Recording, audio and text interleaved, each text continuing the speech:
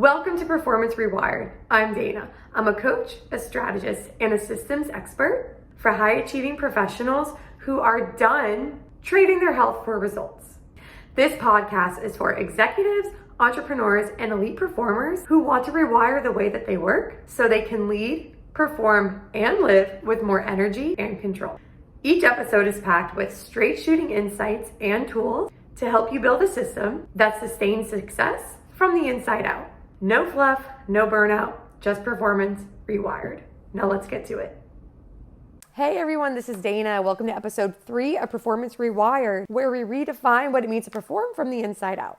On this episode, let me pull up my notes. Yes, I have to do notes when I'm talking because sometimes I like to trail off when I'm going on a rant. But on this episode, we're going to talk about the myth of resilience and why your body is quietly tapping out. So resilience, it's not infinite. A lot of high-functioning leaders often miss the early signs of collapse because they've normalized dysfunction. Does that sound familiar? Normalized dysfunction in the name of performance. I know that you're sitting there right now. Some of you are sitting there right now and just laughing like, oh, yeah, totally have done that before, where it's like the idea of living in complete and utter chaos 24/7 and having your body fall apart. It's normal. It's totally normal. No, it's not normal. And you guys have normalized it, but it's okay. I'm here to help you out. So one main thing, I'm going to talk about resilience. It's not always a strength. So let's define resilience because most people are getting it wrong. So resilience is not about being able to grind through anything, like the grind, the hustle that people put on social media where they think they look cool. Like that's actually not resilience. That's stupid. Resilience is the ability to recover and stay functional. So when you're able to work really, really hard, but you feel your body start to decline, you need to be able to stop and take a step back and be like, okay, like I need to take care. How can I take care of myself instead of pushing through? Because let's face it, raise your hand if you've ever pushed through and to the point where you feel like your body just can't recover. That's literally every single person in here. So no, resilience is not about pushing yourself to the limit. It's knowing when to step back, recover, and then stay functional. And then you could get back to getting back on track and to being the high performer who you are. Let's face it. Whenever these symptoms show up of decline, such as brain fog, fatigue, your body doesn't feel like it's working right, you're bloated, you're tired, even like your breath stinking, that's actually like a sign that your body is fatigued, believe it or not. It's usually because it's not too late, because it's never too late to turn your health around. But usually whenever your body starts doing that, it's because you've been doing this way too long and your body is literally waiting for you to take care of it the right way. And I'm going to be 100% honest, and this might sound a little dramatic, but it's the truth. The most dangerous leaders are not the ones who collapse fast. They're the ones who erode away quietly. The most dangerous leaders are not the ones who collapse fast. They're the ones who erode away quietly. When you're not taking care of yourself and you're just slowly letting things fall apart, everything else will start to fall apart. And that is a fact.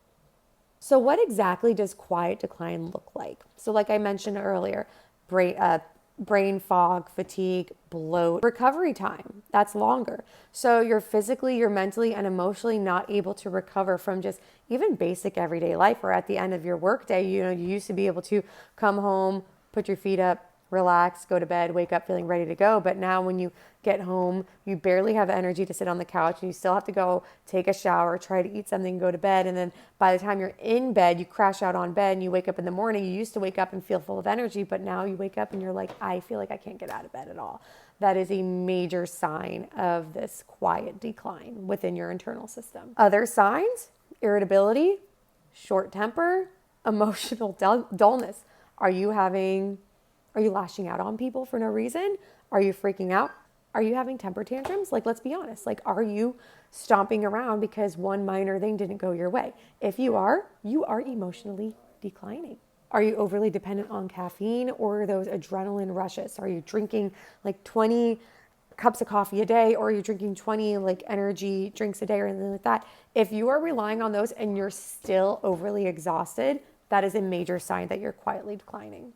And of course, your creativity, your clarity, your strategic thinking, it's all falling apart. That's not just falling apart, you're falling apart. And that's because you're not taking care of your internal system. And let's face it, most leaders don't actually crash. They leak capacity in ways that nobody's measuring until the cost shows up, until shows up in the company meeting where the money's not there, the structure's not there, the ROI is not there. That's when it actually starts to show up. And that's when you know that you waited too long to take care of yourself.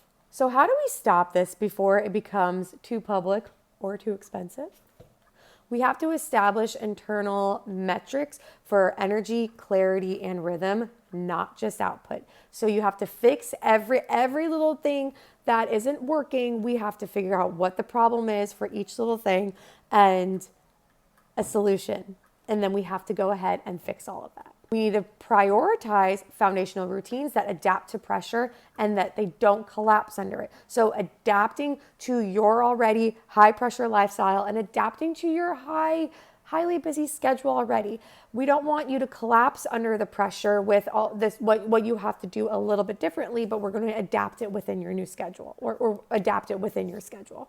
We have to normalize recovery as a leadership skill, not a luxury.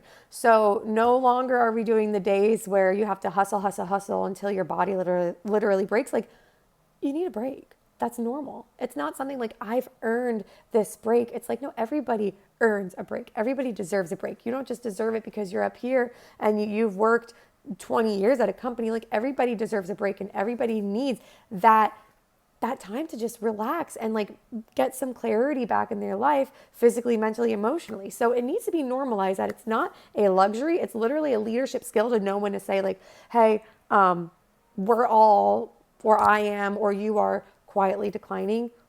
We need to get back on track to taking care of ourselves and implementing what we need to do in order to get back to being 100% clear and focused into building this business or to growing this business. And you also need to teach your teams how to detect these early signals early on and encourage everyone to speak up when they start to notice it with themselves and when they even start to notice it with you. Because let's face it, we're all power people, right? We all are able to communicate properly. And so we're not overly sensitive either, right? So let's just be honest. If I see that you're not doing too well, I need to come up to you and say like, hey, you fumbled on your words 3 times within the last week, which you never do. I think something's wrong with you. And there should be an openness within the team to be able to communicate like that. But not only that, but whenever I say to you, like let's say I work with you and you're the higher up executive and I'm like, hey, I can feel myself starting to fall apart. It needs to be open to say that so that there can be time taken to actually take care of the health and wellness of everybody within the executive team. And there needs to be open communication whenever that begins to happen. If you don't want to build in recovery, your body will force it. And it won't wait for your calendar. Your body will decline and crash when it's going to crash, and it doesn't care about your busy schedule. So here's what I want you to walk away with today. If you're starting to feel the slow drag of decline, it's not weakness, it's a warning.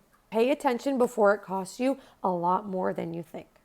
Make sure you send this episode to another high performer in your life who looks like they always have it together, but they haven't paused long enough to actually ask if their system is actually holding on or if they're starting to crash and burn. And on this next episode, we're going to talk about corporate cost of invisible decline and how to protect your top talent before they check out. This is Dana. I'll see you guys next time.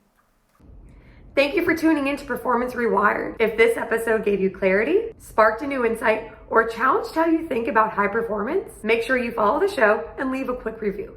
I work with entrepreneurs, executives, and elite professionals whose internal systems can't keep up with their external success. Through the HD method, I help you build a sustainable foundation for energy, focus, and long-term performance without adding more to your already full plate. And if you're ready to stop running on empty and start operating at your highest level, click on the link below and book a call. Until next time, rewire your performance and reclaim your edge.